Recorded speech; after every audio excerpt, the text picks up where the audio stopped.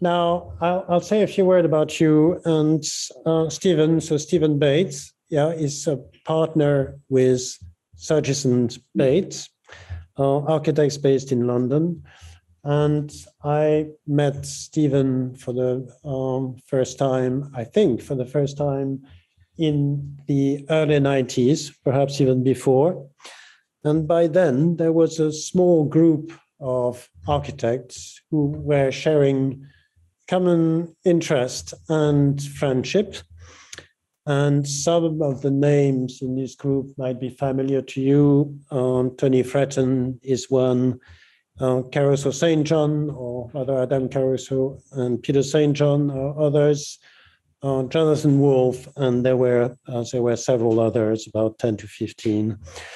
And I guess I was there somewhere, lurking in the margins. And one of the things which was actually shared, I think, among those people was something which in a way was quite straightforward, was a reassessment of modern architecture after a long period of postmodernism and its various sequels. And among this group, at least, the figures which stood out when one said modern architecture were really the Smithsons, Allison and Peter Smithsons, partly because they had been ignored for quite a while. They were persona non grata at the AA, and we had the great pleasure of rediscovering their work. And I think Stephen and Jonathan played a very significant role in this respect. One of the reasons, among several, is that they were the people who in a way rediscovered Upperlone, the pavilion at Upperlone, in other words, the summer house of the Smithsons, and made a very thorough and I think a very good study of the pavilion in these years.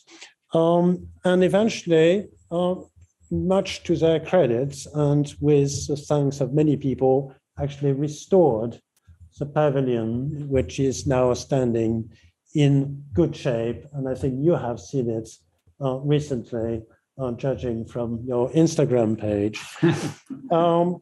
And you called him an old friend. And I must say, for me, it is an old friend as well, though I don't know him as well as you do.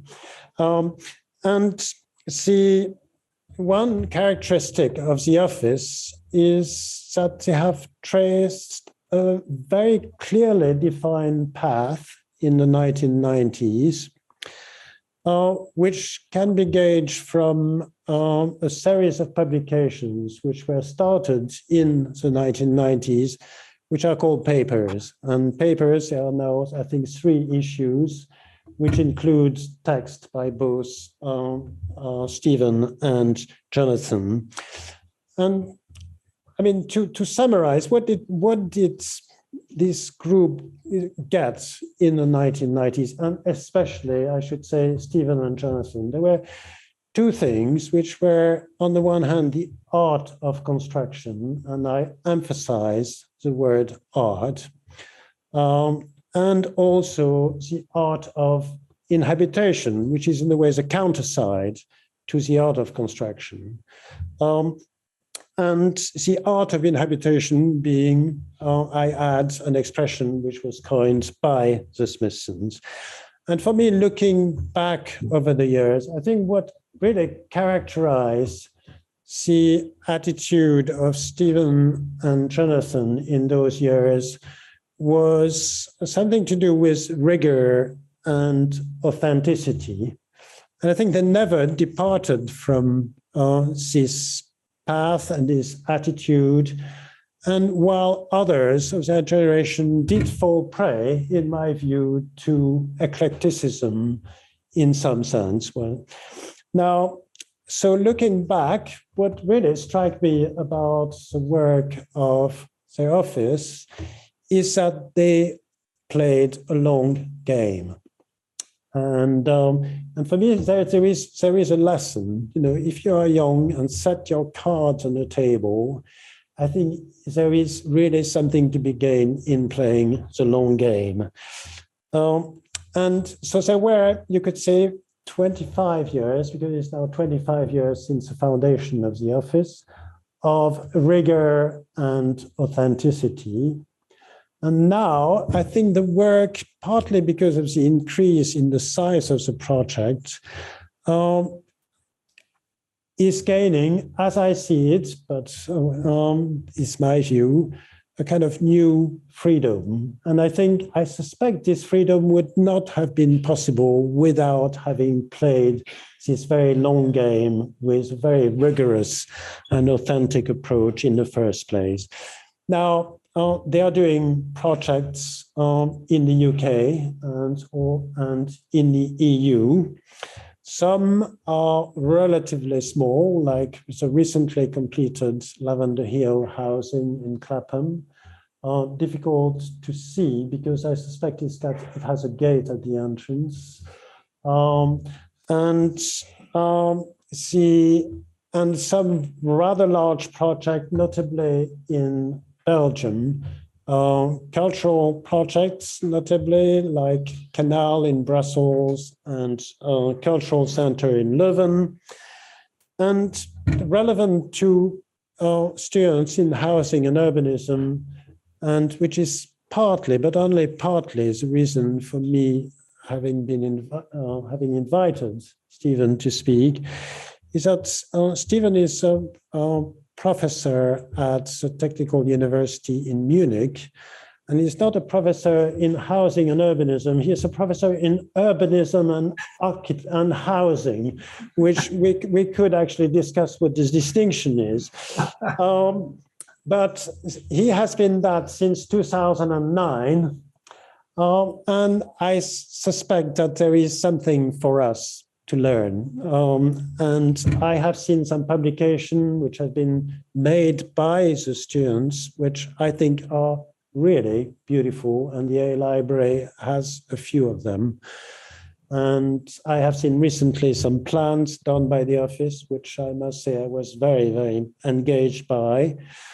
And lastly, I would say is that to coincide with the 25 years of the office, Stephen and Jonathan will be lecturing at the Barbican on the 18th of January, and I am going, so you might have the displeasure of one of my questions.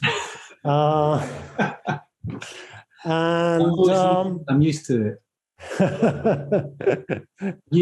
I expect a question from Tony as well. Yes, definitely, I'm sure. Yeah.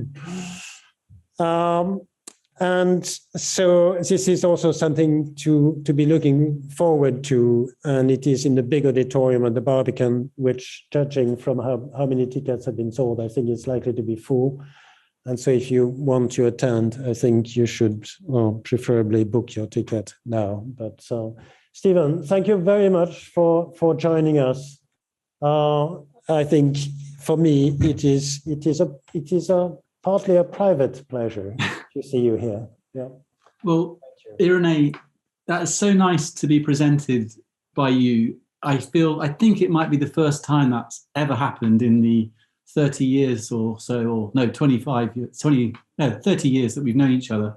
And your reference to the art of construction and inhabitation just seems to be so precise and so correct somehow that it for sure characterizes our thinking and my own interests for sure. Just to say before I start, hello everybody in this strange time where we're all in different places but somehow all together. I do hope at the end we can put our cameras on, so instead of black screens with white names, I can see faces, hopefully smiling faces. But I also wanted just to say that you asked me to make this lecture, knowing that we are preparing the Barbican lecture right now. So I've been trying to avoid too much repetition, and I'm going to share my screen now and start.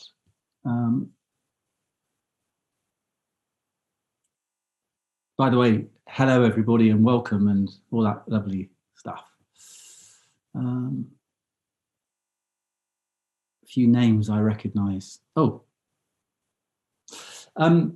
yeah, the lecture title is From the Room to the City. And at the encouragement of Irene, I thought that I would refer quite specifically to my teaching practice and then finish by referring to 4 unbuilt projects that we've been recently involved in the office. You asked me to be 45 minutes, so I'm going to set my timer and hope that I can do that, honour the timing. This is a view of the studio at Studio Krucker Bates, and the teaching that I have been involved in since 2009, so 12 years, is a collaboration between friends, professionals, colleagues initially, but then very quickly, strong friendship is at the core of our teaching and relationship. This is the 2 of us standing in the Piscina Mirabilis in Bacoli, a building supposedly built somewhere between the 63 BC and 14 BC in southern Italy. Bruno Krucker is looking pensive, listening to me again, talking too much. And Bruno is a Swiss architect based in Zurich. He was a partner of von Balmus Krucker, really wonderful housing architects. He now works on his own. And we met via Upper Lawn because he wrote the very beautiful Complex Ordinariness, this black and silver book about Upper Lawn. And he was preparing the book at the time that we were restoring the project. And we kind of met through that process. It was another collaboration, one that's beyond my own practice collaboration, and has been a really rich and rewarding situation. But we set out to teach in a certain type of way, which was to teach in a studio with a dialogue. So it was a sort of conversation that we wanted to have. We were not, highly academic. We were both practicing architects. We were invited to teach at the Urban Institute, which is why Irene, it's called Urbanism and Housing, despite the fact that we were architects. And we were fascinated with that idea that we could teach so-called urbanism through a careful consideration of how to add, insert, adjust the existing urban situation. But the chair that exists, that we named Studio Krucker Bates, is in this set of rooms, an enfilade. You can see on the right-hand side our model shelf. This is the space. We managed to negotiate knocking a hole in the wall to connect the studio on the right-hand side with the chair itself, because we were very keen that we could invent a place of learning, a place of collaboration, mainly, a kind of a sense that the students would feel a sense of ownership and to be part of, almost as if they were part of a working studio. And that we've worked very hard to achieve that connection. And as a result, we, for example, follow similar themes for both bachelor and master students. We also run master thesis work and a series of research programs. This is the studio kind of midway through the semester.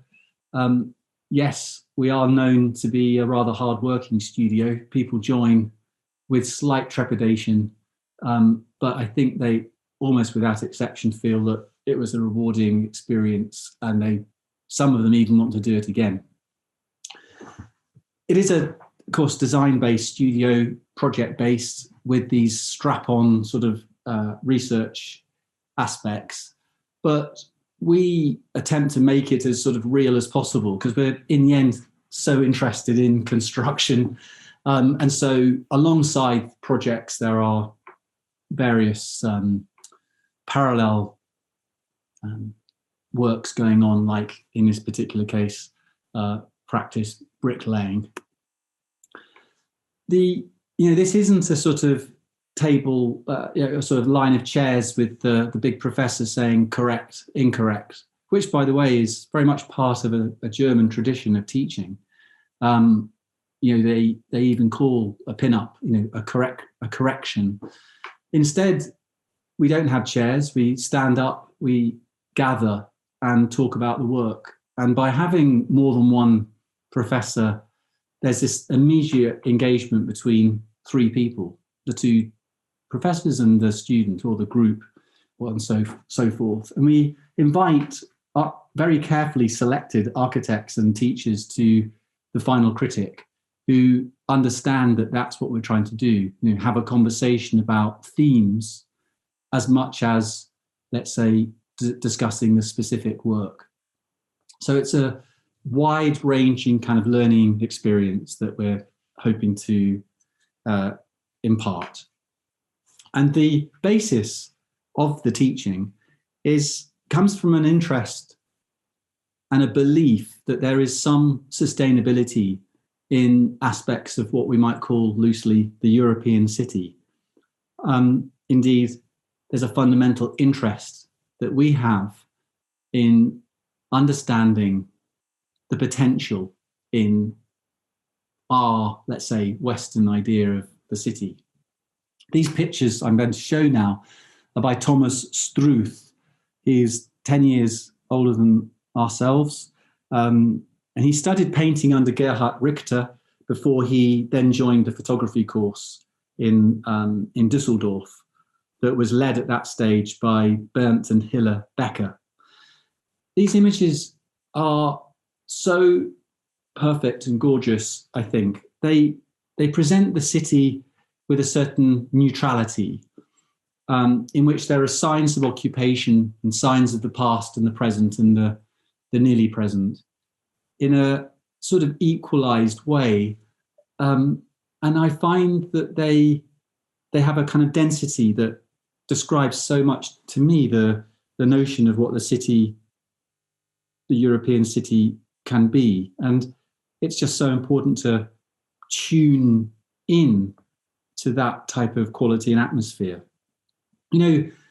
Most European cities have evidence of some kind of underlying structure or set of structures.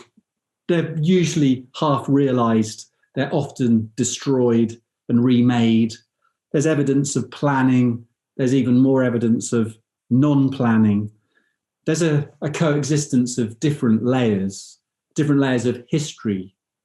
And ultimately what this embodies is a certain level of continuity. And this issue of continuity is another underlying interest.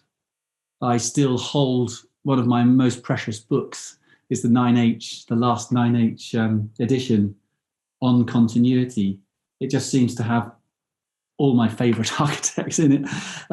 But this issue of continuity, I think, is evidenced through Ernesto Nathan Rogers and his Casabella Continuità work from the mid-50s to the mid-60s, where he emphasized this idea that the city evolves and it transforms and it builds upon itself. That the past continues to exist in the present and that the present is therefore determined by it.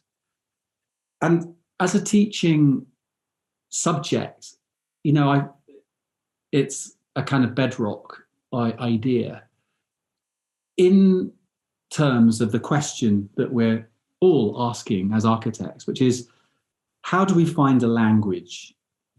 How do we find an identity of the architecture of the city? One, I hope, that is thick with the residue of time. We have to ask ourselves, how do we understand the city? How, and before, in order to be able to sort of work out how to work within it. And it feels to me that experience is really fundamental.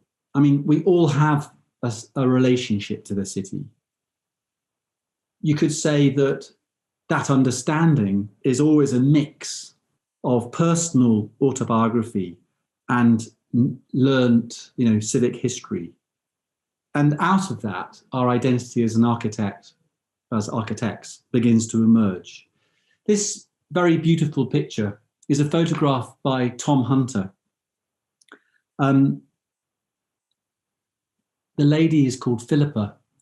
You can see that the picture reminds you of something. In fact, of course, it's set to mark, you could say, the trace of Vermeer's girl reading a letter. But in this series of pictures that was called Persons Unknown, that that Tom Hunter made around the time he was finishing his studies at the Royal College in 1997. This Philippa, young lady with her newborn child, is actually a squatter in Hackney reading a possession order. The city is in your imagination, and it's impossible, I think, to remove the subjective and emotional. It's about finding a balance between the analytical and the narrative when I think we consider how cities are and how they should be. And have always been interested in various sort of commentators of the urban situation. For example, Patrick Keeler's Robinson in Space, in which he presents the city through a narrative of individual experience, in this case, Robinson. These ideas, which you could say now I find kind of easier to talk about in a reasonably coherent way, took time to sort of find the right understanding.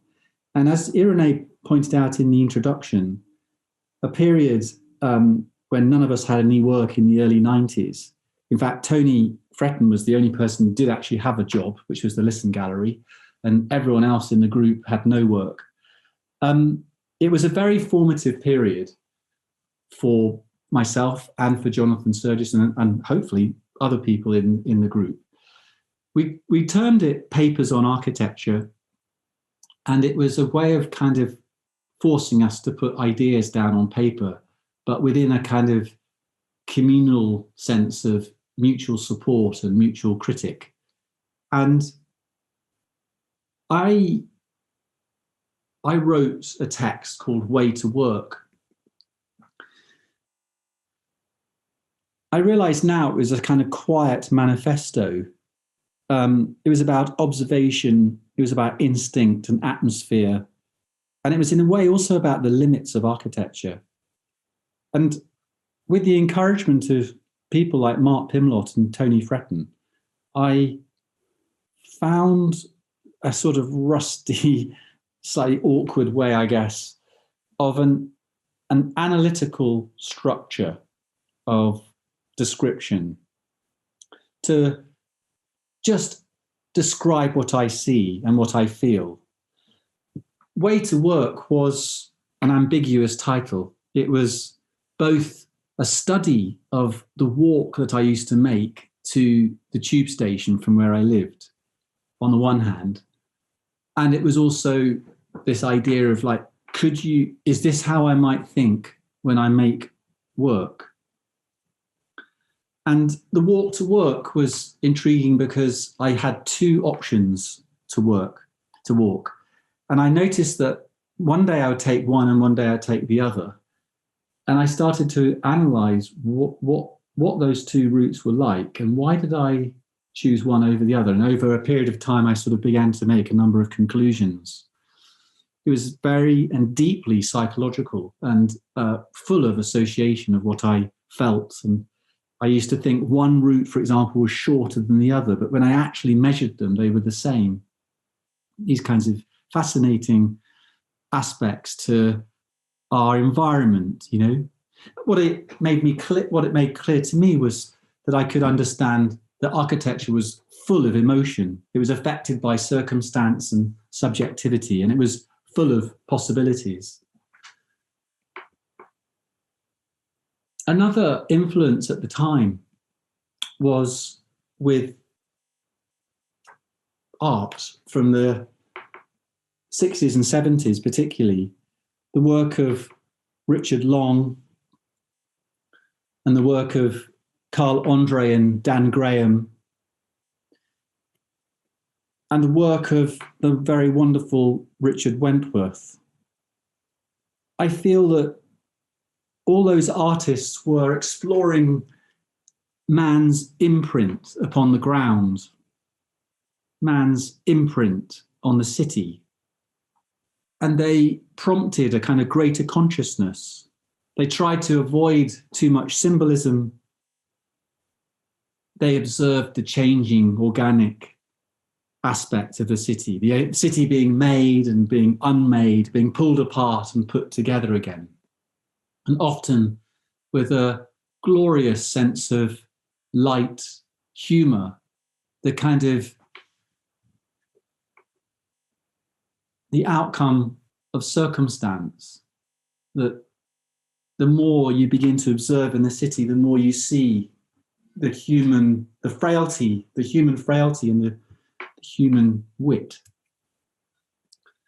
But so too, in terms of influence, was, as Irene mentioned before, the Smithsons. And I have to say that really initially it was the writing of the Smithsons that had the biggest impact. And it took a bit of time for both of us to actually begin to like the work. But the writing was intoxicating. Walks within the walls, which if you haven't found a little pamphlet, you should, and then take the walks that Peter prepared while he was a professor at Bath University. It felt like a new way of writing about what you saw. And even bigger influence was indeed the Solar Pavilion diary, that pretty much was the foundation of how I set out to consequently write about architecture, from the basis of direct experience, in which the architecture itself was a frame to occupation that was much more interesting somehow than the architecture. But as we began to read and began to sort of like the work, it for sure helped us find, you could say, the pitch of the work. I like that word. I think that word I heard Peter use once, and I thought that hit the nail on the head. The sort of the pitch of what we were trying to do in our own work. But another influence was London, our adopted city, a city that embodies so many ideas that we could connect to a deeper cultural understanding of the picturesque. Of course, this part of Bloomsbury in this photograph is part of a planned city, but even the planned city isn't. It is subject to so many adjustments. And of course, there are other parts of the city that are not planned at all. But this beautiful city that we live is pragmatic but artful at the same time. This is Pimlico, I mean, the most beautiful set of spaces that, feel like they're planned as a spatial idea rather than some, abstract arrangement of streets. And the pragmatism that, on the one hand, you could identify by looking at a sash window and its various shutters, very not far from where some of you are sitting. And yet it's much more than a set of pragmatic decisions. It's, it's deeply cultural, albeit nicked, from the Netherlands or the Low Countries so many years ago. That also says something about our country, I think.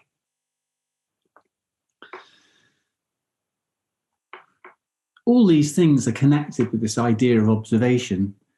Walking through the city is a constant education. And I think the most important thing to learn as an architect, I still remember being encouraged to do so when I studied initially in Liverpool, And I realized very quickly that I didn't ever look. I seemed to look and see nothing. And observation requires a lot of effort and takes time. And through observation, you learn a lot. You learn about ideas of, in this case, sameness, which is different to repetition. And I certainly, as Irene mentioned, try and communicate some of that learning, some of that experience through my Instagram, that is a sort of diary of things experienced. It's a great way of reminding yourself where you were sometimes, when you can't remember what date it was.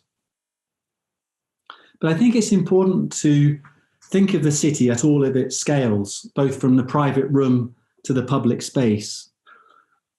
And this is why we embarked on a number of research programs at the school to look at the structure of the city, to understand that really the structure of the city was a structure of rooms, whether they be inside rooms or outside rooms. And the Munich Plan is a project that's now about 9 years old, in which we are drawing the ground floor of Munich, but in 8 different areas. It's so far involved over 1,000 students, I think. And the drawings are made to a precise set of rules. This is an image just to give you an idea of the scale of, say, one of the parcels, which are added to each semester. It's a drawing exercise, but it's fundamentally an exercise about learning about how the city forms itself. Here you can see an old sewer that is embedded in the structure of the city. You can see planning going on, and you can see the deformation of an original intention. And you can see what a cemetery, for example, one of the Dolgar cemeteries you can see in that image, does to the city. It creates a kind of breathing space within a dense fabric. And we found increasingly that the Munich Plan is just an incredible learning tool for all of us, even down to construction, where you see by drawing how construction has evolved from heavy weight to lighter weight, and how it's sort of lost sometimes a lot of definition through the evolution of contemporary construction. Another area of research is what we call hidden Munich. So alongside drawing the ground floor plan, another set of students have been looking at the city that isn't so obvious. Sometimes it's completely hidden from view, or it's certainly taken for granted. An example is the rainwater retention basin underneath the city, where a group of students will visit it, take careful photographs of it, model it precisely, and re-photograph it. It's a very complex exercise involving lots of different skills, but they're almost all based initially on looking and feeling. And the third exercise we make is called Building Register, and these are the books that Irene referred to at the introduction. You can see how much he referred to. I keep saying that. It's a very dense introduction, Irene. But Building Register is really a survey of individual buildings that we select, or sometimes the students bring to the table to discuss.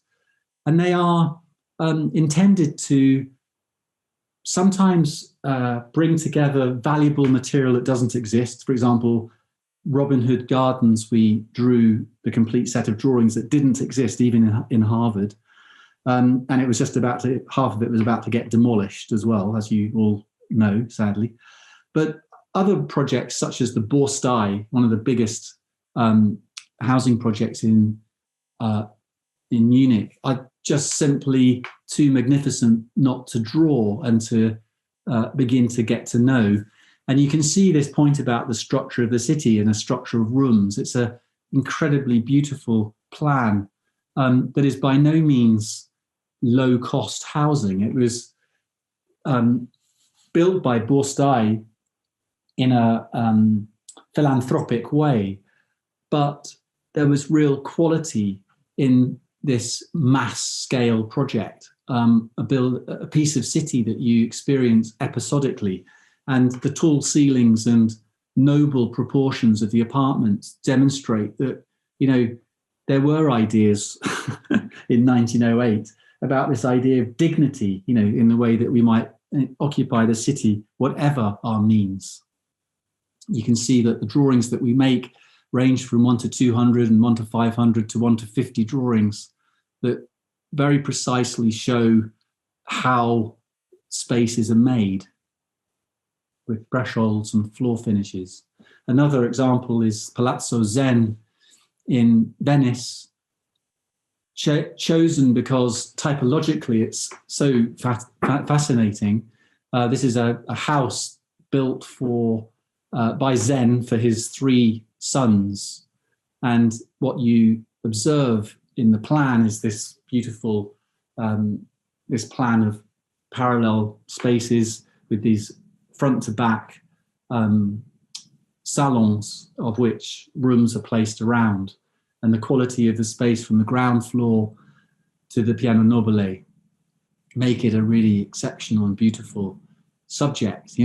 These studies are so much typological opportunities to document and to learn through proportions. So we've made 3 series of these books, and many of them are still available, I think, just about, via the website of the chair, Studio Krucker Bates.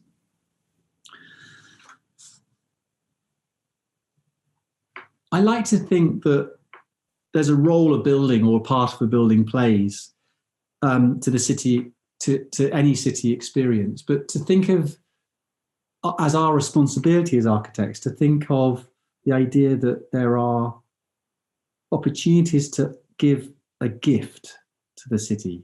This sort of transitional space or object that is somewhere between the public and the private. Usually it's attached or part of the building. It's an aspect which I think is really under threat these days, with the gentle erosion of the public realm and the incredible pressure on cost value engineering. But these gifts are what make the city. One of my favorite references is Jacques Tati and his Mon Oncle, his sort of charming, crazy apartment, and this beautiful film. I have a little bit of footage that shows him moving from the street to his apartment. And, it says so much to me about how exciting it can be to be an architect. The idea that buildings don't have to communicate everything from the outside, that the idea that a building could be full of intrigue and also humor. It's such an inspiration in thinking about what we do and what we can offer the world in what we do. These spaces between, so kind of, let's say, obviously celebrated by the Nolly Plan, it's such an educational plan, to begin to understand the city not as a set of objects, but a set of spaces between objects, and a set of spaces that are not just private, but in fact, the best cities are those that have a good proportion of this intermediate space between. I always find this such a sobering diagram. I can't remember where I found it years ago, but it's a bit of Bloomsbury. On the right-hand side, the 19th century or mid-18th century block structure. And on the left-hand side, another part of Bloomsbury in the 60s, in which the loss of the structure of the city to the forming of a set of autonomous objects swimming in space. It's a very sobering idea. And I think, as architects, we have to grapple with both of these conditions, but find an answer now to achieve the kind of coherence, I would say, more from the right-hand side, than to work that we make.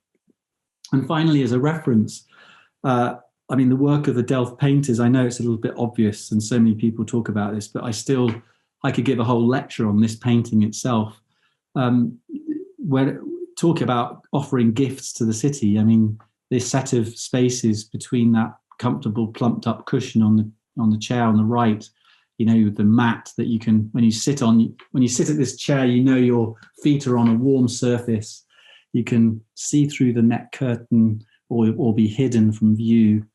You can see a set of outside but covered spaces beyond, with steps, subtle adjustments. Of course, exaggerated by Pieter de Hoogh by making these different tile patterns that were very unlikely to have existed actually in 1663 when he painted this picture. But it's to do with communicating his own delight of perspective, but to our greater understanding of threshold. And this brings a kind of focus upon, within the teaching, of looking and making these kinds of spaces. This is a model of a sort of rather mundane space in the city in Munich. In Munich, and it's made out of paper. It's made with an eye towards the filmmaker. This lovely photograph of Tarkovsky, of the director Tarkovsky, a set in Nostalgia, prompts us to realize that the primary role of the architect is to make the room, and that to make a room is not an analytical exercise. You know, it's a spatial and a sensual undertaking. And this exercise, I think, brings focus upon that. The beautiful work of Anna Wiebroek, who we had the great privilege of working with on the Canal project at the competition stage, a wonderful set designer from Dusseldorf, who makes models which almost feel like one-to-one models that are then placed on the stage set. And it leads to the making of this kind of work. This is a model. It's actually 3 meters long, so that the perspective can be fully appreciated, made by Tabea, who subsequently joined our office, a landscape architect who then became an architect. And it's, I think, really moving work.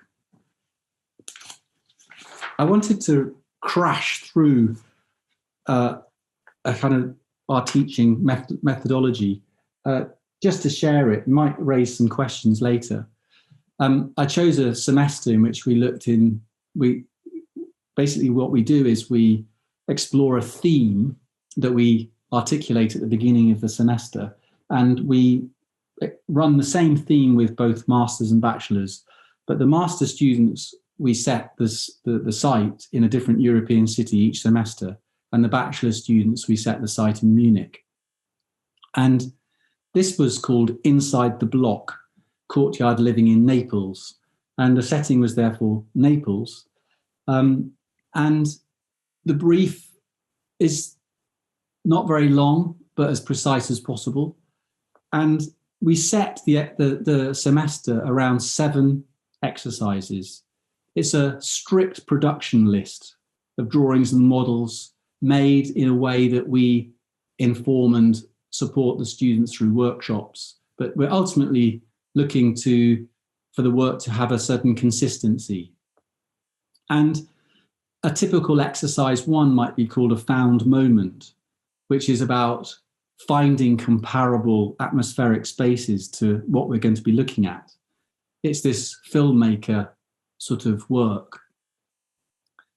The left-hand side is the photograph, the right-hand side is the finished model. And there's another one. The left-hand side is the original, the right-hand side is the model. And then we go to the place, in this case, Naples and Pompeii and Paestum and Herculaneum. Why not, as we're there?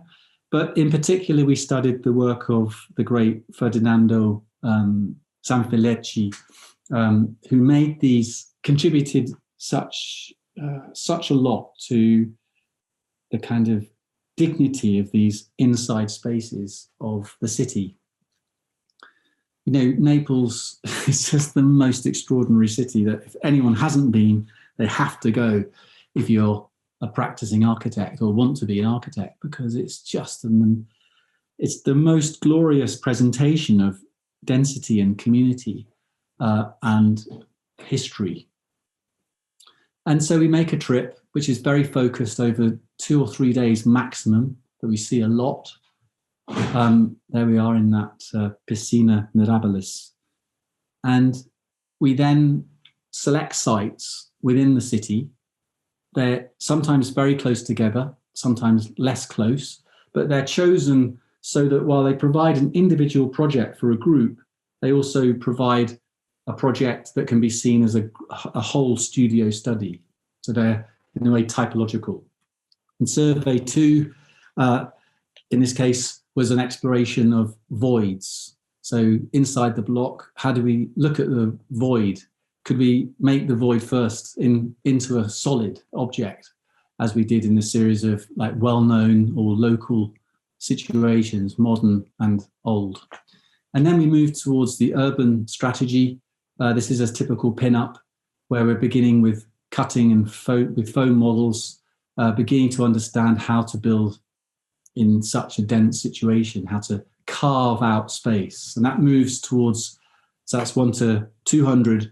We move to 1 to 50, where we begin to understand how that structure could be organized, how you could move through it, how you could begin to understand that the structure is composed of cellular space, of rooms of different types. And then we move to the facade, in which a part of the facade is made, as well as the complete facade at a smaller scale. But the part that's made is intentionally in great detail. And then from that, we look at 2 or 3 small moments. So within any project, the idea is to say, there are moments of encounter. What are they like in great detail? This is a way of bringing the students to a great deal of detail without having to have solved the whole project. So they find certain special moments that they think represent the key aspect of their project, and they make what they've learned from the first exercise, the technique they've learned, they then use to present their own work. And finally, an image of the building from the outside within the city structure itself. How do you present that work? How do you bring the observer into play, feel like they have just encountered the building? So the eye line, the weather, these things are very important in the presentation of those spaces. And sometimes beautiful booklets are made by the students to show their work. And more recently, there's been a big shift that we've taken consciously towards an architecture of engaging more with environmental concerns. For example, this what we call the intelligent ruin, a wonderful statement. I'm going to talk a bit about this in the Barbican, borrowed respectfully from Bob van Riet, the great Belgian architect and first bouwmeester of Flanders.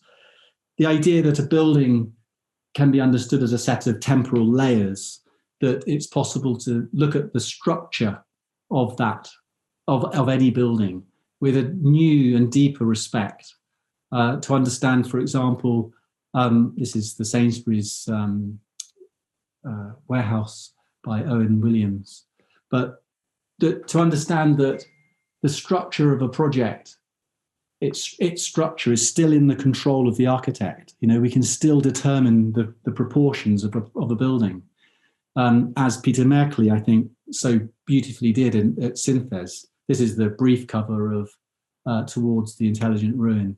And the exercise we asked the students to do was to survey certain buildings that we gave them, in this case, King's College in Cambridge, but to model, while they drew everything, all the layers carefully, actually what they modeled was just the structure. So they could begin to understand that the fundamental aspect of this building is the structure. And could they therefore be more conscious in their own work in making finding the proportion and scale of the structure. And this is one of the groups after that survey. The surveyors of King's College developed this project that then turned from 1 to 100 to 1 to 50. Another project that followed in Intelligent Room was transformational buildings, another theme that we're interested in, which is to imagine that if we build to last, so this is not, transitional construction, but if we understand sustainability in relation to longevity, using prefabricated structural systems, can we build buildings that are already designed beyond their initial use? So they become kind of infrastructures. So they use simple, small things that are put together in a careful way and make a building that is not so immediately obvious in its use, that it's even in the presentation, you can see this image of a project going through a refit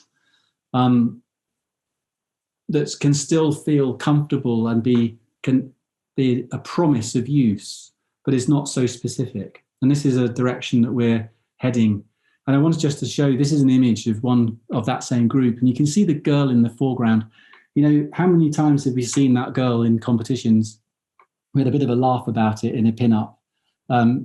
She appears in our work, and she appears in probably most of all of you guys who've made perspectives. And I like the fact that in the presentation of the project, when I asked them to show the work 20 years later, the city had changed, buildings had got bigger, the viaduct had become a greenway, and there's the girl. She's still got her pink bag, but she's 20 years older.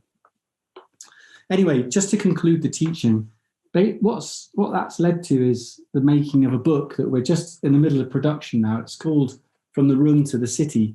And we're now in artwork stage, but it's the title is From the Room to the City, München, eine europäische Stadt, the European city. And it's using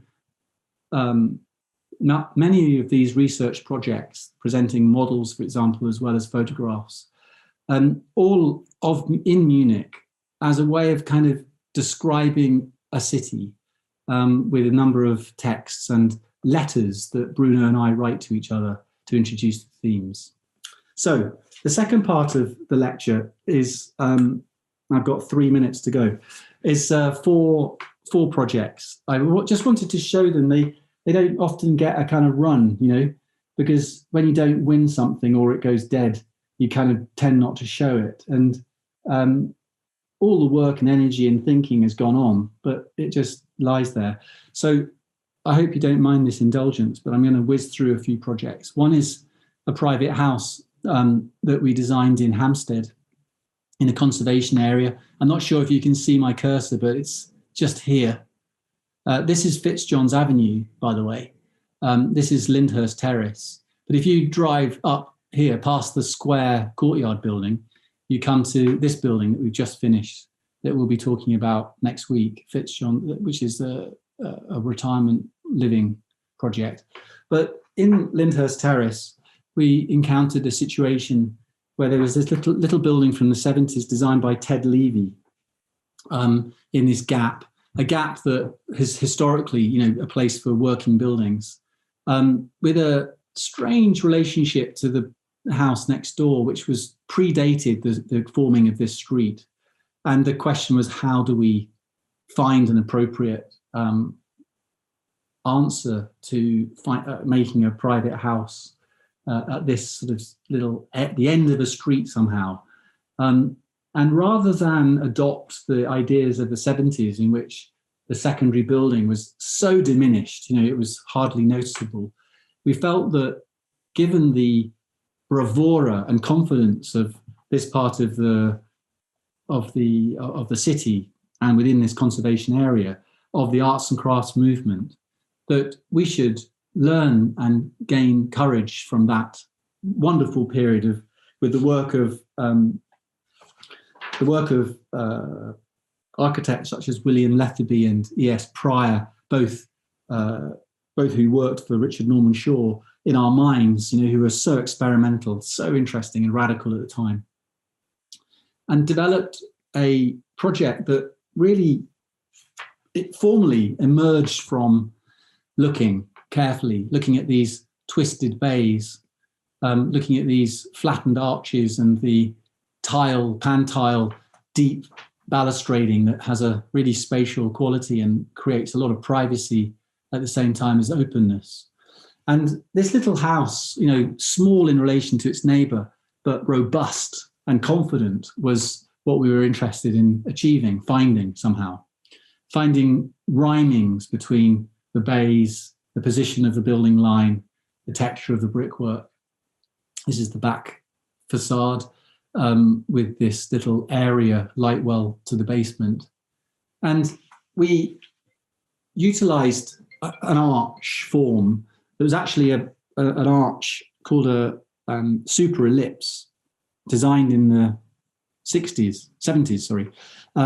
So, we're working with ideas of the past, but not trying to remake, a Roman arch, but trying to find, I feel I've had this long conversation with people, including Stephen Taylor, about this thing of working with historical forms. A few years ago, none of us would have the courage to make an arch because it felt too old-fashioned. And at a certain point, you think, well, does that mean the arch is sort of stuck, in history, or can we not still use an arch? And so this project was an exercise in trying to find an arch form. And you can see, in fact, this is in terrazzo with these pencil-thin joins where the two arches at the back elevation join, and with a chamfered edge that gives it, in a way, it's almost little to do with the idea of load bearing and much more to do with spatial awareness. And the brick itself, very coming from the grey galt of the area, but if you use a much smaller brick and work with ideas of rustication, you start to find a kind of appropriate texture, which is really not about an abstract surface, but is about a surface that engages much more with the decorative surfaces of the late 19th century. And we made this plaster model partly to emphasize this idea the building is an extrusion. And it led to a clear idea for us about how to make the interiors, that these interiors would be scooped out of the solid. These little models stacked together started to create the rooms that employ poche.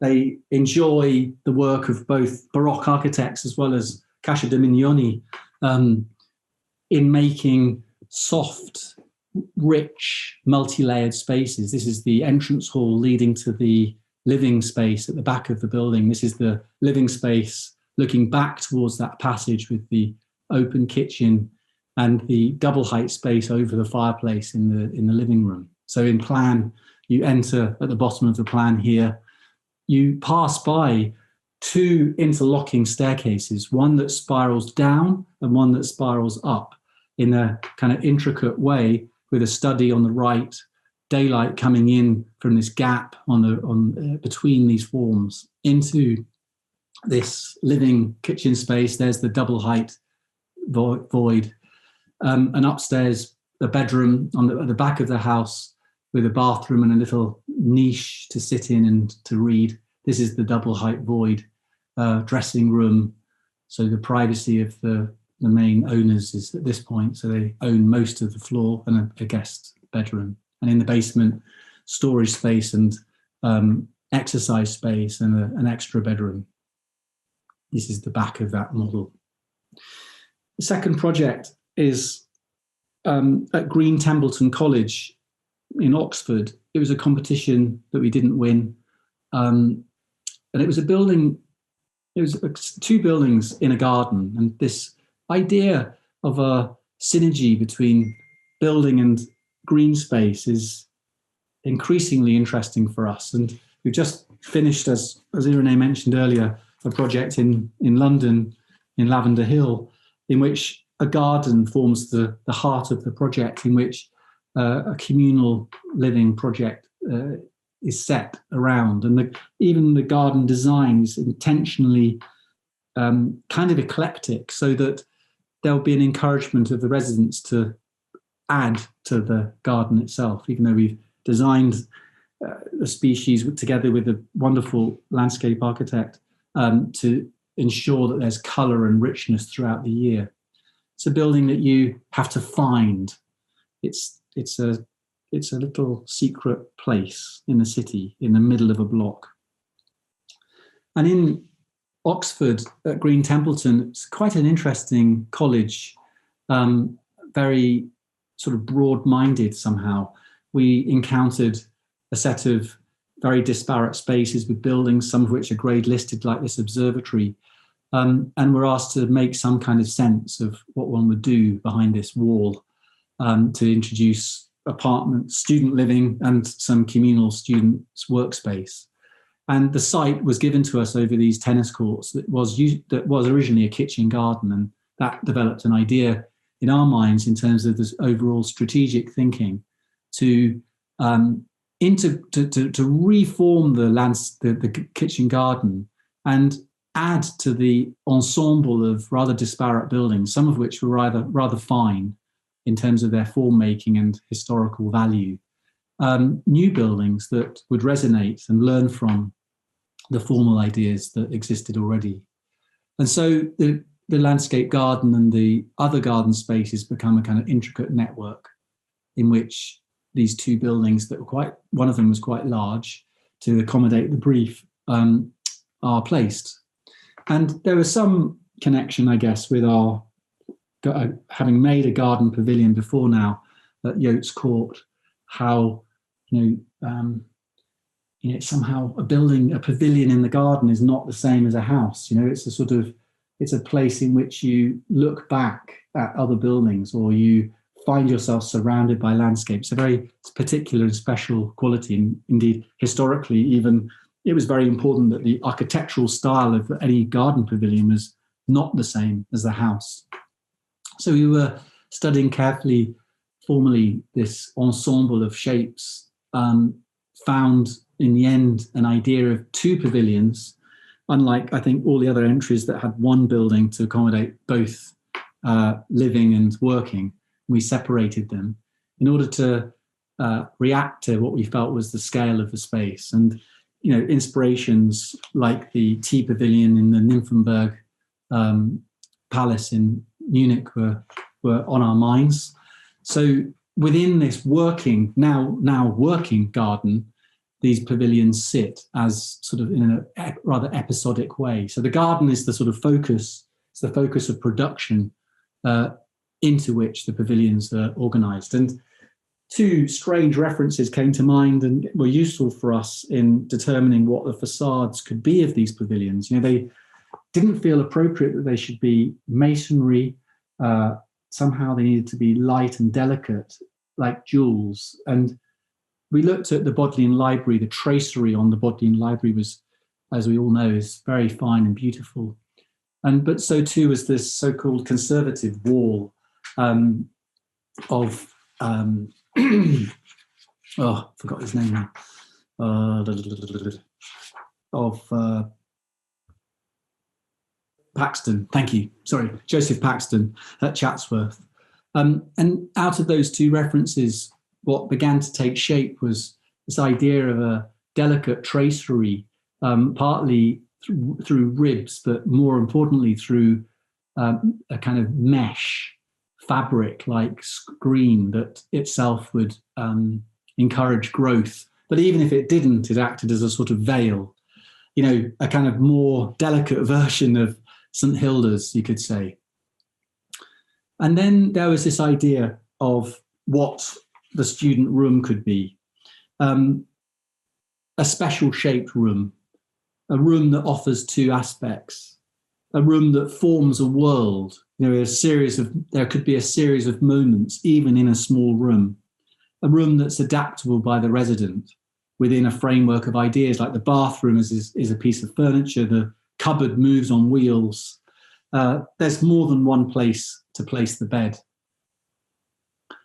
And so out of that came this this is one of the plans that was mentioned earlier, an intentionally, well, as little institutional-like arrangement as possible, where there are 2 communal kitchens.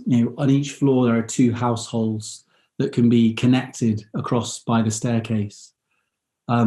This shaping, brings a vertical proportion to the facades. So while the building is only 3 stories high, it has a vertical composition and proportion. And the shared space that we've offered came from ideas that we'd already been working on with the business school in Commercial Road, in which everywhere is a place to work. The informal gathering and informal quiet space is just as important as any formal classroom space. And then maybe this should be, okay. Then Wandsworth Tower is a 20-story tower that we've just received planning permission for. Some of you might recognise that this is Wandsworth Workshops, a project we made for Crispin Kelly in the early 2000s. There's now a big Pocket have built this huge tower here now. And it prompted Crispin to ask us to look at this little courtyard that we'd left empty from the first project, and to consider what we could do with it. This is Wandsworth Workshops as it is now, quietly resting, in its life, its urban life. But what intrigued us was the fact that the site could be connected to public space. Indeed, the 20-kilometre Wandle Trail that already existed from Croydon to the Thames in Wandsworth, and was in fact cut off along the back of our site currently. So we proposed that if we built this tower, it would go hand in hand with a public realm scheme that reconnected the trail, such that you would encounter the building and indeed the little cafe that's on the ground floor as part of the the Wandle Trail. This is the tower itself with its chamfered forms and incredibly small footprint of 100 square meters. This is the trail. You can see on the left-hand side the opening to the bus stop. The cafe is visible both from the trail and from the street. So it starts to become a kind of place in which you could grab a coffee while you're waiting for the bus, or stop on your walking through, or use it as a residence, as a kind of regular haunt. The Pencil Tower tradition we explored quite carefully, because we'd never built a tower before, let alone one that only had 100 square meter footprint. But it was intriguing to think that you could actually achieve this. But it needed a single staircase that, of course, put the fear of God into the planning authorities, given that Grenfell had just happened, which is a little bit why it's taken 3 years to get permission. And these are the floor plans, these sort of flower-like plans that come from this chamfering of the different facets of the facade that then twists as it rises. Here you can see an early sketch of a building that we always understood as a brick building.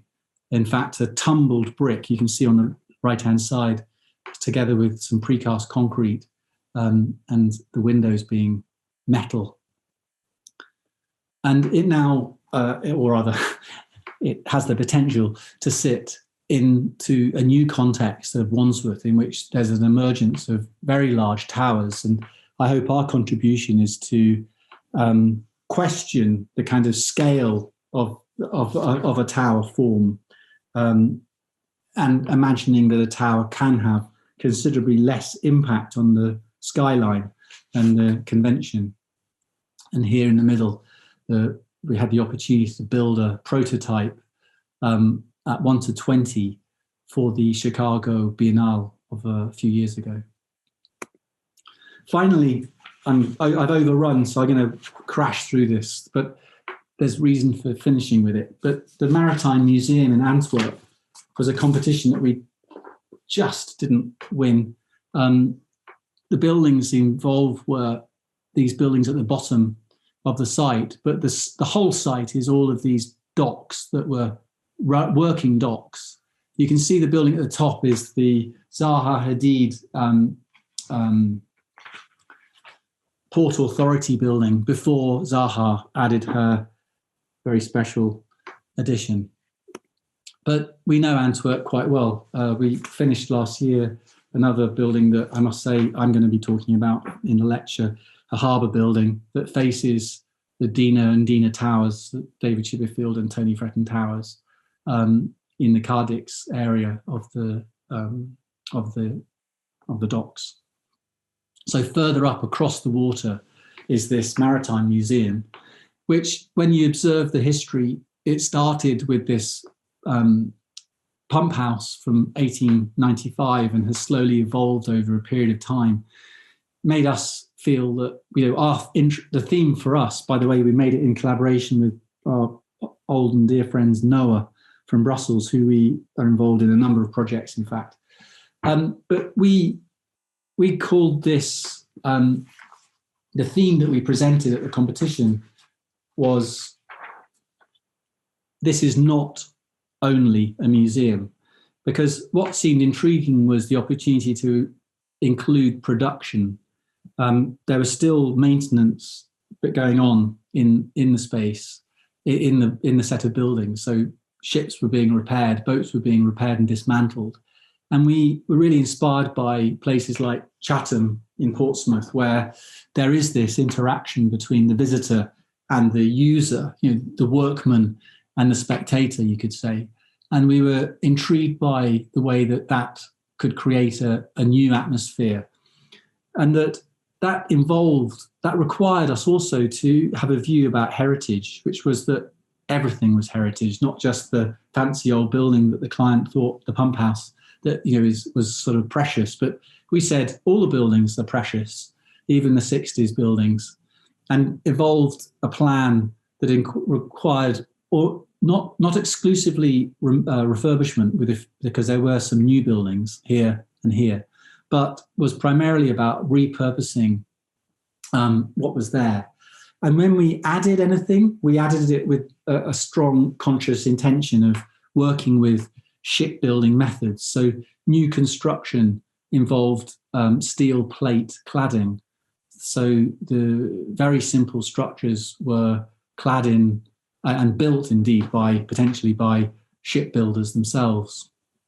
Here you can see the approach. This is the existing pump house with straddled either side with new buildings, a little cafe and existing building, becomes a sort of rich ensemble that, when seen from across the water, becomes a sort of continuous whole. And in fact, on the right-hand side, you can see that the outreach idea we had was to apportion some of the brief to a building that was put on a barge and brought to the centre of the city. And in a way, instead of hoping that visitors would trek out to the museum, that the museum came to the visitor, so somehow it came to the city.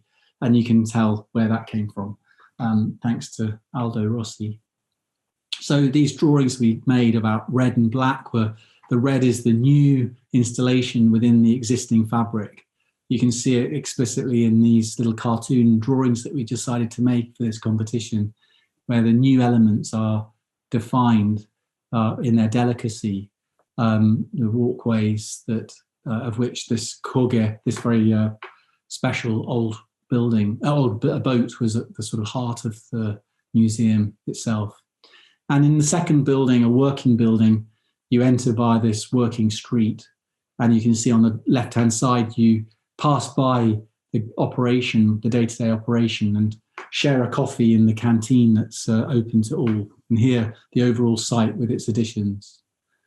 This idea that there's a complete experience, that architecture is in a way the background to a set of much more interesting ideas. And we didn't win that competition, but I have to say, in the same month that we heard that we didn't win it, we won this one, which is the Canal project in Brussels, the project of a lifetime, the most wonderful challenge and experience to repurpose a building of 100 meters by 200 meters, the Citroën garage in the heart of the city. to form a new cultural centre, a new part of the city. And this is the latest place that we're at. We've started the main architectural work now that demolitions and decontamination is complete. Thank you.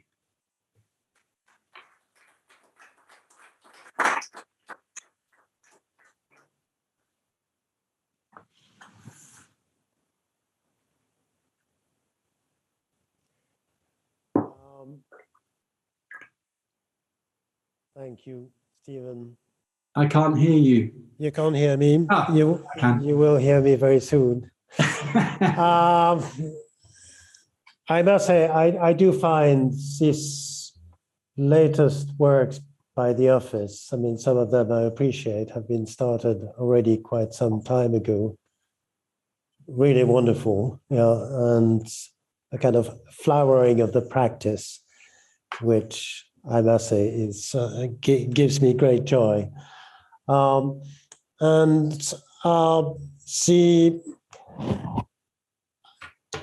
like to maybe before people ask their own questions, I'd like to ask a question which seems to me very important about your teaching. And you said that you use the European city as a model, notably on grounds of sustainability, which you said first. And also you showed this fascinating enterprise which you're doing with your students, of drawing the ground floor. Is it the ground floor, Anne? Yes. The ground floor of Munich, or perhaps the center of Munich. It's not just the center. There are 8 different parts. So it includes the historic center, but also 19th and 20th and 21st century areas. Okay, and I put this immediately because, I assume that these drawings you're making with your students is for you a way of drawing the European city and of observing it for partly pedagogical reasons, but obviously it will be a great document at the end of the day. But what strikes me is how different this is as an enterprise from the Noli Plan, which you have also shown. Because the Noli Plan is to, I suppose, most people, the embodiment of what we mean by the European city. Now, you in Munich do something which is very different, or should I say additional, that you represent the private space. Now, I would say this is a major change in the way we might think about the European city. And I will add something to this question, which is that since many of our students at the AA are coming from well beyond Europe, is how does one actually put forward the European city as a model on a global scale? Yeah, good question. Okay, I mean, there are 2 parts to that question, or 2 ways of response, 2 parts to respond to. First of all, you're absolutely right that our drawings are not intended to be the Noli Plan. I would say that we were really inspired by the work of Rossi at ETH in the 70s, who made a set of drawings of the ground floor, but without the connecting space, because our drawings show pavements and curbs. They show the public realm, and Rossi showed a plan, but in space, so to speak. And why it's so important to us is, in a way, why the theme is the room from the room to the city, is to recognize that unlike Nolly's plan was about solid and void, the solid was somehow this conglomerate whole.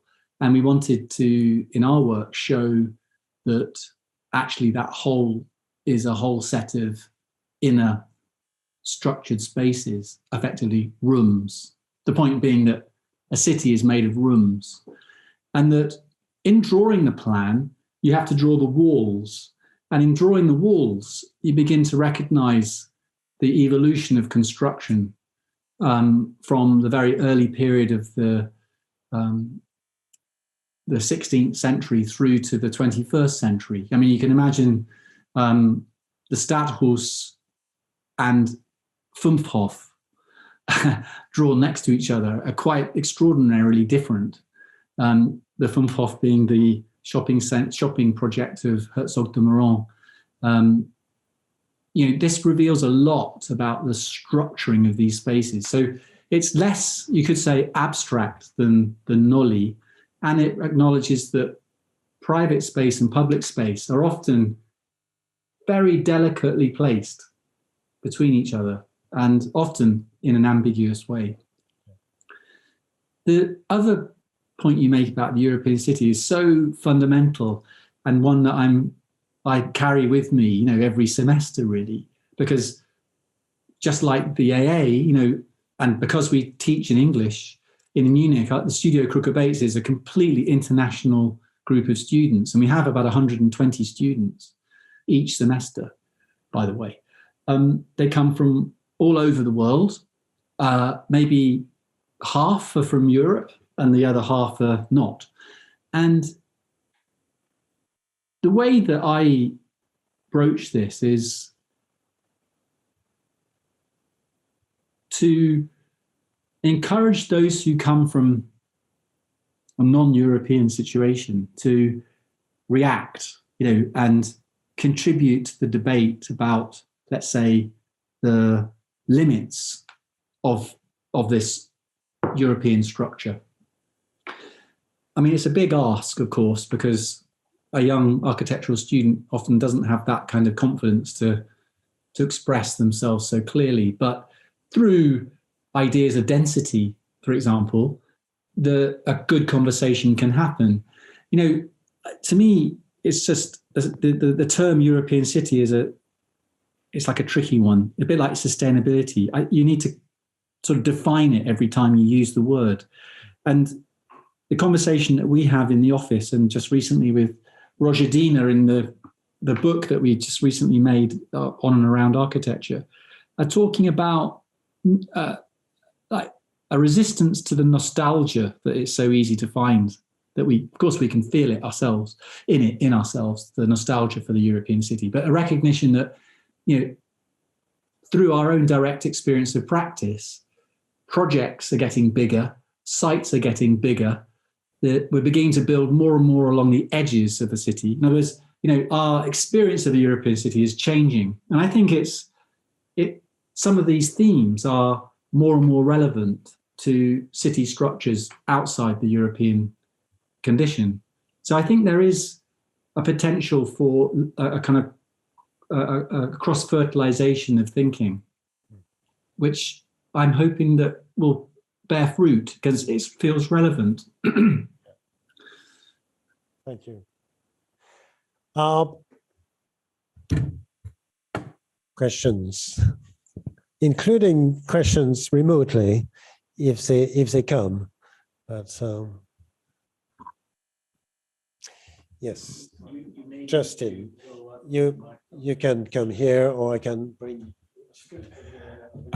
Justin Nichols. Thank you very much. That was a fascinating talk, and it's lovely to see the thinking behind the things we see in the press and read about you. Before I ask a question, please say hi to Mark Tuff. We studied together. Of course. He's not here right now. But it's interesting, given the amount of thinking about the environment you're building in that you give. Can you talk a little bit about the difference between working in London and your your mainland European work, particularly from the point of kind of clients and the public, and maybe what you bring to the table as a practice and how that might change? Sure. Thank you. Yeah, so I mean, as you rightly say, right from the start, we've really felt that we're a European practice. We wanted to be. We felt that looking beyond our own city and our own culture was always interesting. And indeed, it was by having that outlook that we were able to make projects that we're able to make now.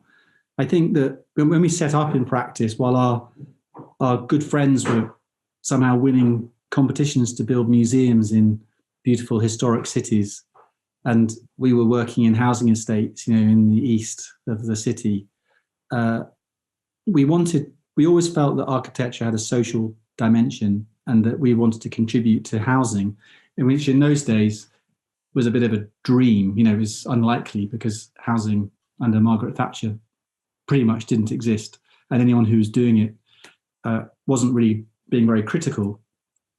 But by developing slowly a practice, you could say initially based on housing, we did begin to encounter big problems in the UK, and I think those problems are much, much worse than they were then, in fact.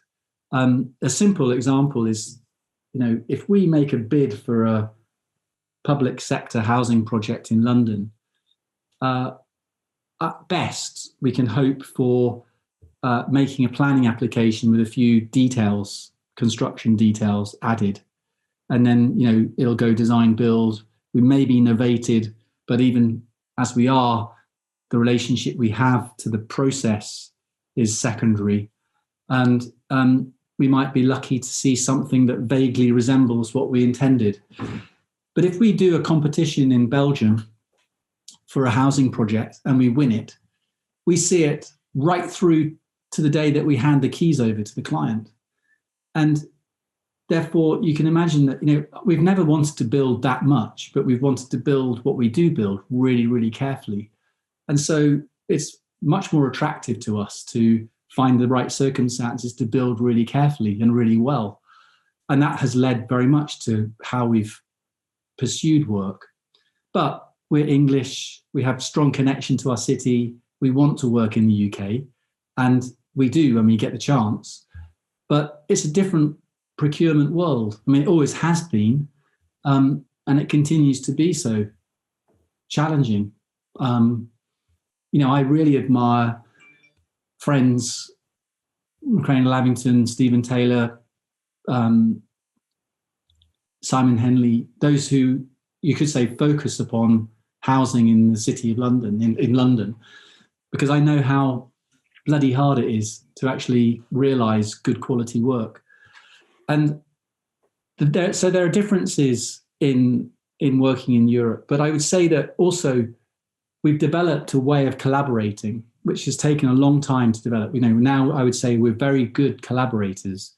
And through collaboration, we've been able to achieve a lot. And that's given us a kind of local voice as well as an outside voice. I would say that we've never quite been in the community. We've always sort of been on the fringes. We were on the fringes in the old Papers on Architecture days. I still feel that we're regarded as on the fringes of the UK architectural scene. We're on the fringes of Europe because we're outsiders, but working consistently there.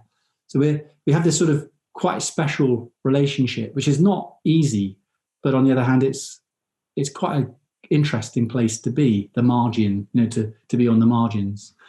But every project in Europe has a specific task and challenge. I spend so much of my time setting up the project, how we will organize ourselves, how we will collaborate, how we will build in a foreign land, it's far away, often with a language that I don't personally speak. But as an office, we speak 11 languages. We have the office in Zurich that concentrates on Swiss work. In London, we're mainly working on European and London work. About 70% of our work is outside the UK. And then we have a dedicated office in Brussels that's currently working on the Canal project. But that could evolve, to be something else. So I enjoy the fact we do work in our own country as well as abroad. We learn, there is learning to be had, but in the end, you just have to react differently to the circumstances because it is a very, very different set of circumstances in this country.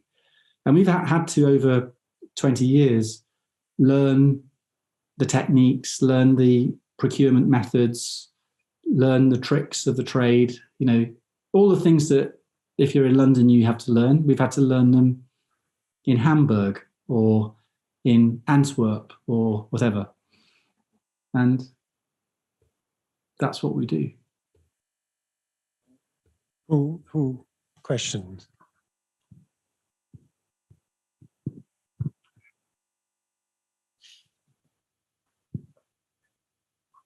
Yes. Mahum. Hello. So in your presentation, you mentioned this idea or notion of specifically young architects integrating culture within their work. Yes. And you said that, I think the word you used was cross-fertilization of culture within Western kind of norms of architecture and design. So my question is that A, is there any specific advice that you could give to students with those ambitions? And B, at what domain and scale do you think that's most effective? That for somebody who does have the ambitions to kind of explore these domains can begin to? I mean, the reality is that the world is a small place. Whatever our conservative politicians want to try and make people believe, we're all connected. And indeed, our wonderful city that you're sitting in now is a rich and multicultural environment. And it's one of the many things I love about London. Right from our early days of practice, we've recognized that. We've recognized that, it's a multicultural situation. We need, as a practice, for example, to have a multicultural viewpoint. And as I've just described, we seek that, and we could always be better. You could say it could be more multicultural. But I think as a young architect,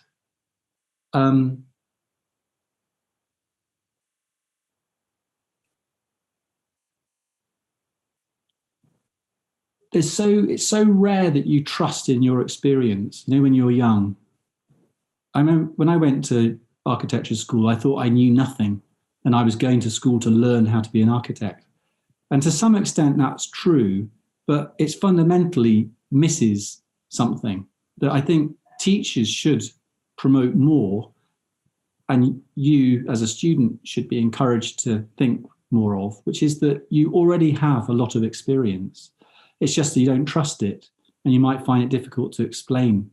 But I raise this because I think that as a young architect from wherever you are in the world, you have a rich cultural understanding.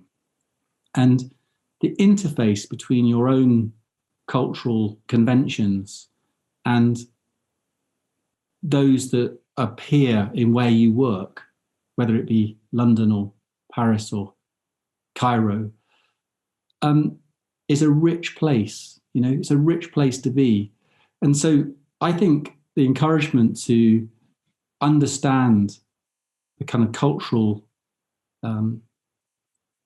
baggage and cultural convention that you own yourself is really, really important, and to place that against what you see where you're working, and to be sort of confident in that it's useful.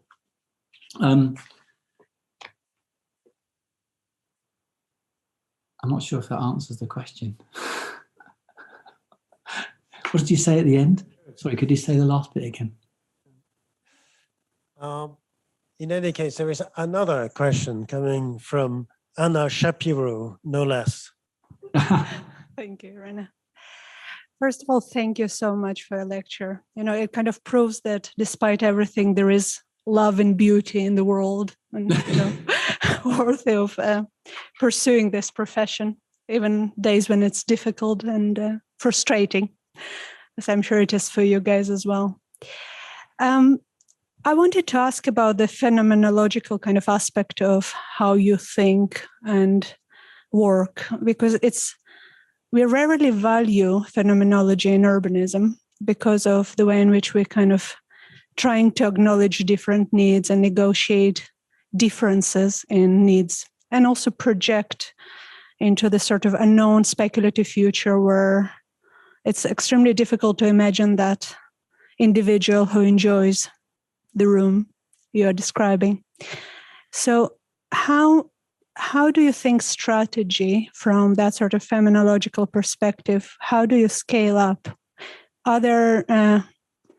Do you feel that this way of thinking is limited at times when you need to handle larger scale and problems that are not necessarily starting in a physical context? Yeah, no, it's a good question. Of course, as the scale of the task gets bigger, and there's this kind of compression of the individual, then one needs to use other tools as well.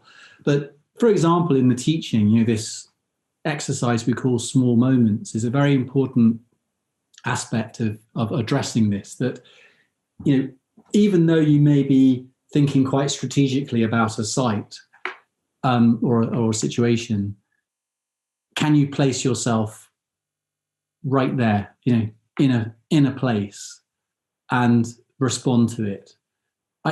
To me, that's an important lesson to learn and to teach, you could say. And I find it in practice one that we constantly refer to. We talk a lot about strategy in detail. In some ways in the context of other things, but I would say that it's even relevant here, that there's this relationship one's seeking between the strategic idea and the detail, and the detail and the strategic idea, both of which sort of work off each other. Right? So I feel like it's not a question of saying, because experience and a sort of sensual moment feels at the core of how you can think of a good city. But if you have to make a new piece of city, you can't use that.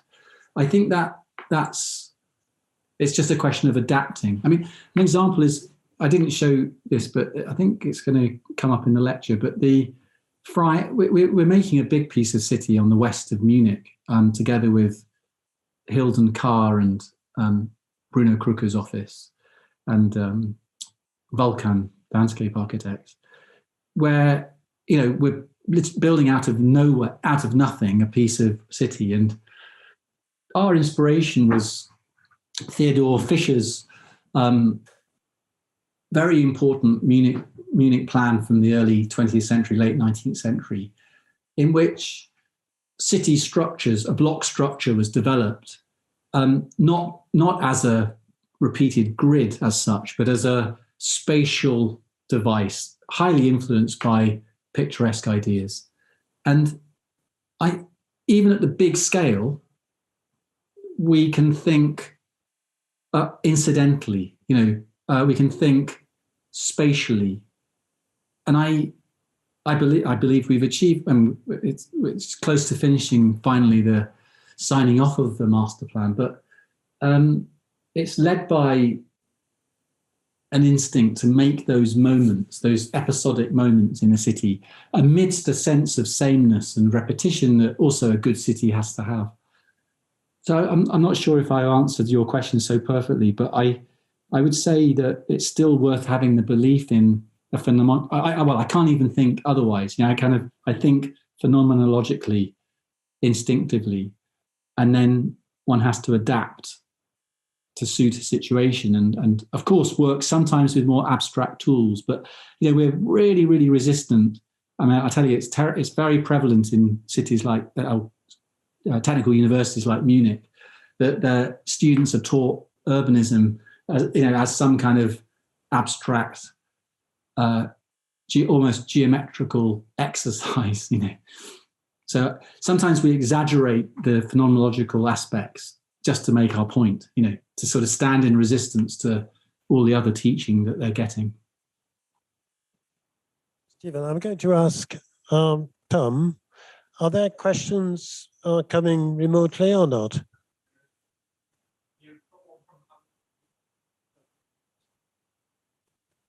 Yeah, Do you want maybe to read the question to Stephen and say to whom it comes from?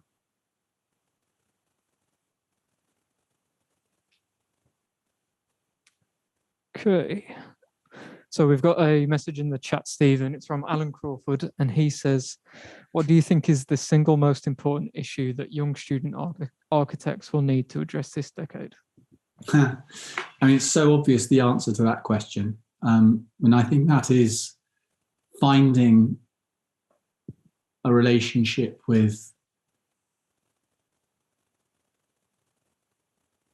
an economy of energy, finding an answer as an architect or urban thinker of how to address a fundamental shift that we need to take from a linear economy to a circular one.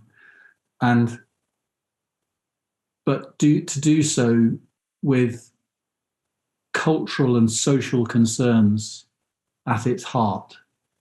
You know, I do strongly believe that architects need to take a leadership or even possession of the sustainability agenda. And it's too often I see it as a sort of technical and scientific led process. I think it's so clear. You know, it's really certainly the foundation of all of our recent and will be our future teaching. How to think about making work for an unknown future. You know, and that means buildings become kind of infrastructures, and it raises the question about longevity, about transitional structure, all sorts of things. But I for one still feel this idea of firmness and weight and passive means have historically shown to be the longest lasting and the most sustainable.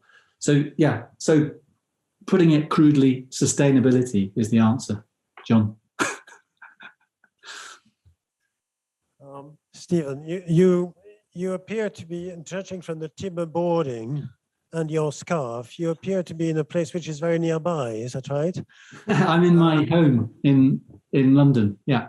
Oh, you're in London.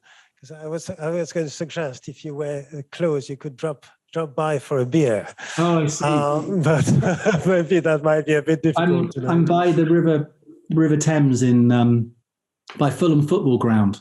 So, okay, so we are all going there then. I mean, okay. I'm sorry I couldn't. I was intending to come.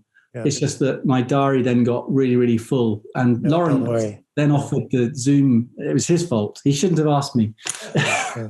But also, I think I also just. I mean, obviously, what is very much on our minds is the lecture in the Barbican in a week's time.